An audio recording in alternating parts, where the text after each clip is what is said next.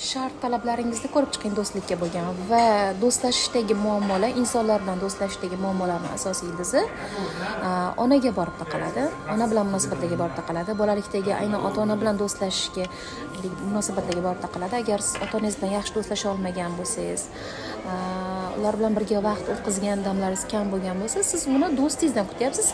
Bu narsa ertadan keyin turmush o'rtog'ingizga ko'chadi. Turmush qurganingizdan keyin bu narsani onangizdan ololmagan narsalarni, ota-onangizdan ololmagan narsani o'sha eringizdan hamma narsani menga berishing kerak degandek kutishni boshlaysiz va kutuvlar bizni halokatga olib keladi. Mana shu halokatlarni oldini olish uchun siz birinchi men munosabatlarda o'zimdan nima bera olaman? Men bilan mazza bo'lish uchun, yoqimli bo'lish uchun men nima bera olaman deb qarashingiz kerak. Har doim biz o'zimizdan nima berishni qaraganimizda va mana shu berishlarni ko'paytirganimizda bizda munosabatlar yaxshilanishni boshlaydi. Chunki kutgan odam og'ir keltiradi.